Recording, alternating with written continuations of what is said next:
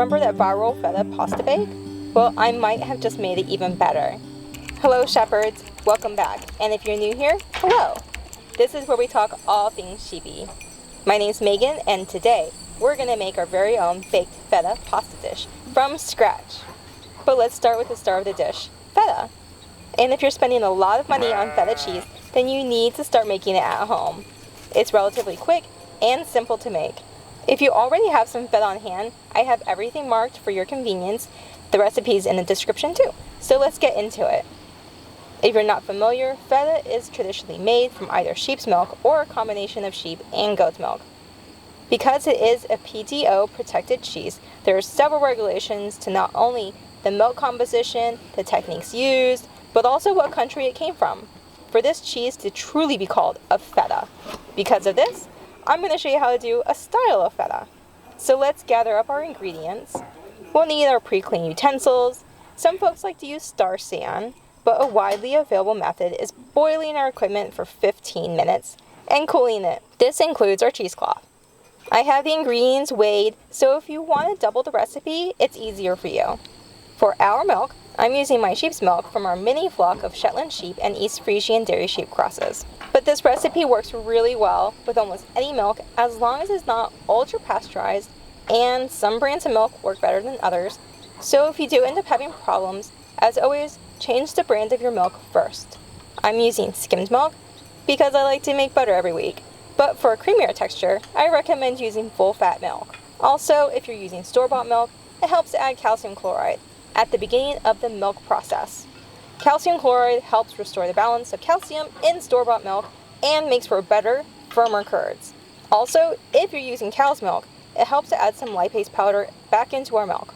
And on that note, there are several strengths to lipase powder, and it's really a matter of personal taste, as well as what type of milk you're using has an impact. Some breeds of goats make wonderfully tangy feta, where another goat may make a more mild cheese. So just keep in mind what animals you're using. Maybe it might help to make a cheese log. I do have some available in my shop that I'll have links to below. So if you decide to use lipase powder, remember a little bit goes a long way. And if you decide to age your feta long term, it will get better and stronger with age. Next, we'll need our cultures. I'm using a mix of thermophilic and mesophilic cultures, and let's sprinkle onto the surface to rehydrate for 5 minutes, and then stir to combine well.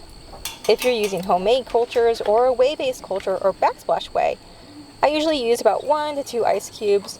Also, some packets of feta-style blend of cultures specifically for cheese making, they use a blend of cultures that I'll pop up on your screen. There's so much variety to what you can choose from. So next, let's put on our lid and let our milk ripen or acidify for about an hour. So now that an hour has passed, stir to combine any cream that's risen, and let's add our rennet. I'm using 0.25 grams, but since I'm worried about the limits of my scale, I'm rounding up to 0.3 grams of rennet diluted in non-chlorinated water. This is to gel our curds. And then we stir for 30 seconds to 45 seconds, but no more than 1 minute. And then we put our lid back on and set it for about an hour for a firm curd. Meanwhile, while our feta is doing its job, I'm going to go get some tomatoes for a pasta and water the garden a bit before it gets too hot. Okay, so let's check for a clean break. If it's not a clean break, give it some more time, say 10 minutes, and check again. I'm using a butter knife and making a tiny slit and then lift. And then we can see our clean break. Now let's cut our curds into about 1/2-inch cubes or about the size of a cherry tomato. And then let's give our curds time to heal, about 5 to 10 minutes. This prevents too much loss of whey, resulting in a drier cheese. So depending on your milk quality, we'll come back and mess with our curds some more. But if you happen to be working with a particularly soft curd, give it more time than less. And just handle it with a bit more gentleness. We don't want our curds to fracture or shatter, but you can kind of tell that it's happening because it's almost like the curds are melting as you stir. So moving on, once our curds have healed, we're going to stir our curds for about 20 minutes. The heat is still on, so our curds will shrink down some and firm up even more. Next, we'll let our curds settle to the bottom of our pot for about 5 to 10 minutes. And let's take that opportunity to set up our cheese station with our prepared molds, cloths, colander, or what have you. I'm using this ricotta basket as a colander and putting the small cheese mold as a form, and then line it with an old cheesecloth topped with my follower and a small weight I rigged for my Dutch press. But for feta cheese making, it doesn't need much weight at all or fancy gear. Even hanging will do. But for the feta pasta dish, I wanted a specific shape to fill the dish. So that's why I'm choosing this. If you find yourself making a lot of cheese, these forms do last for several years and are really easy to sterilize. Also, for cheesecloths, any sort of lint-free cotton cloth works really well. Also, we want to reserve our whey for our brine, but if you end up accidentally draining it all out, don't worry. We'll just have to monitor our feta a little more closely and can either dry salt it and age it in a water-based brine or marinate it in oil. But more on that later. So let's transfer our curds to our form. I'm just trying to straighten out the curds here or there. Similarly to throwing pottery, it really helps to level off the top so our cheese weight will stay centered. Not only that, it helps us to get an even press and ensuring an even moisture loss and consistent curd knitting. So for the first 2 hours, we're going to carefully monitor our cheese, flip and redress and press again about every 30 minutes.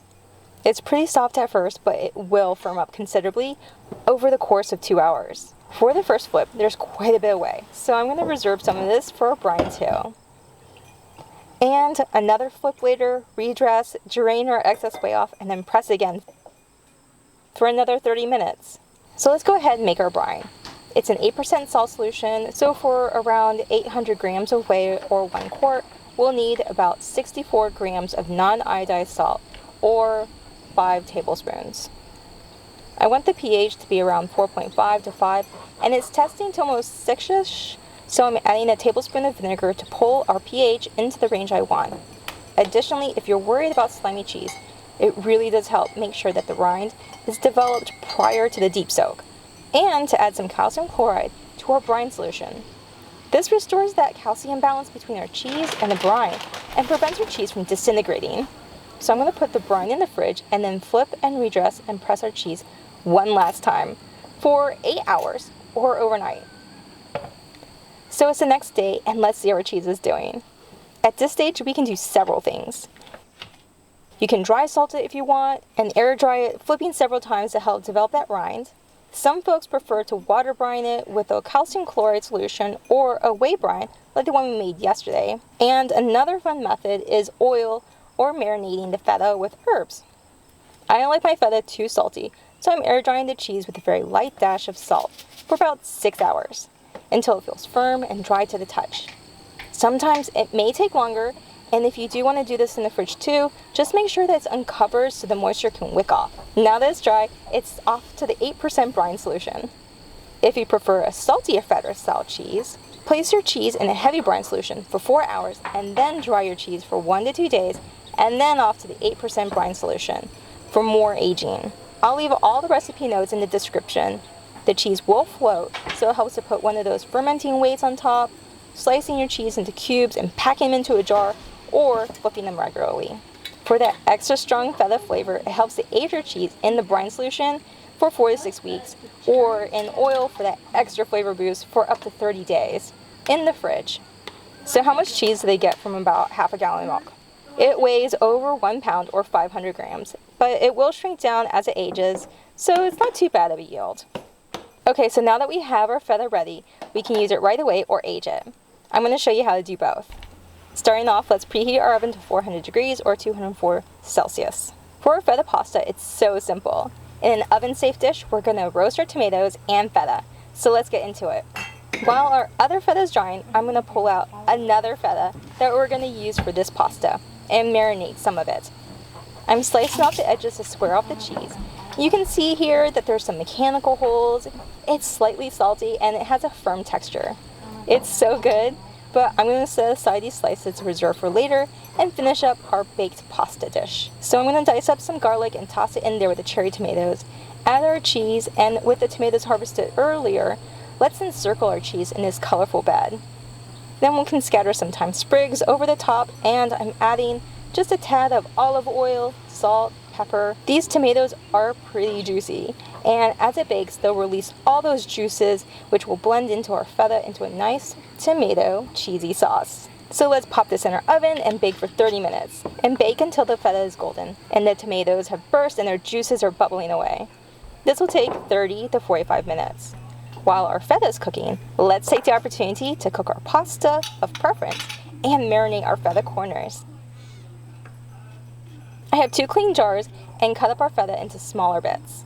I'm fixing some garlic and adding some fresh herbs from our porch. Basil, thyme, and oregano for 1 jar. I'm going for a more Italian blend. And for the second jar, I have some lemon zest from our lemon tree. Every year it gives us a singular lemon. And I'm going to add some pepper flakes for a subtle pop of flavor and shake to blend it together. Now for our pasta, in a large pot of boiling salted water, we're going to cook our pasta according to the instructions, stirring occasionally until it's al dente, and reserve half a cup of our pasta water before draining it, so we can add it to our sauce as needed. Once our feta is ready, we're going to carefully take it out and using the back of our spoon, mash the tomatoes and feta into a smooth, creamy sauce. It's okay if some of the oil isn't fully mixed in and the tomato skins won't melt. They aren't noticeable, but it's okay to puree it. Toss in some basil, add your pasta, and toss until it's evenly coated if you want. I'm serving it individually, and I'm going to reserve the sauce for dinner later. But it smells so good. If the sauce is too thick, stir in some pasta water, a couple tablespoons at a time, and taste and adjust your seasonings. Can you imagine just 2 days ago, this cheese was grass? So let's go ahead and serve it, topping with some basil and thyme, and let's enjoy it. It's so delicious. I love how complex the flavor is, and the rich creaminess of the feta is just so right. It's not heavy, but it has really great body, and their burst of flavor from the cherry tomatoes combined with a touch of olive oil in each bite. I love how simple this dish is, and incorporating some of our own homegrown milk and cheese and veggies really makes it special. So there you have it, the viral feta pasta bake. So some notes on aging feta in oil. First up, I like to add the herbs as I go decoratively, but some folks like to make their olive oil herb blend and top off the jar. Main thing to remember is that to top off the feta completely, covering the oil and sealing tightly, giving it a minimum of 30 minutes, but ideally overnight for the flavors to meld together. I like to age it in the fridge, but olive oil will congeal at those temps, so it does help to let it come to room temperature prior to serving. Also, be careful when using wet herbs. There is a chance the mold developing even in oil, so be sure to check it often and consume it safely. If you've made it this far, an extra special thank you. I appreciate you. And if you found this video helpful, please give it a thumb up. Don't forget to subscribe and hit that bell icon so you never miss a sheepy take. Thank you so much for watching, and I'll see you in the next one. Ta-tas!